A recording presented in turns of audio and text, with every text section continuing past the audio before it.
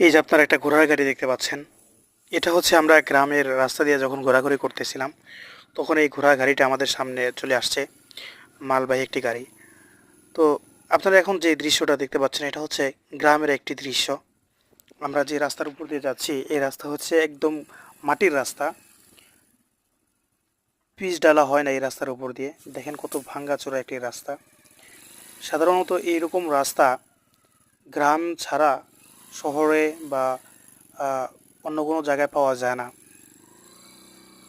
এখন তো সব জায়গায় পিচ ঢালা রাস্তা হয়ে গেছে, এখন আর মাটির রাস্তা তেমন পাওয়া যায় না, শুধুমাত্র গ্রামগঞ্জে এই রাস্তাগুলো দেখা মিলে। আর দেখতেছেন যে এই যে পাশে যে জমিগুলো দেখতে পাচ্ছেন, এই জমিগুলোতে নতুন ধানের চারা লাগানো হয়েছে। এখান থেকেই ধান হবে ইনশাআল্লাহ।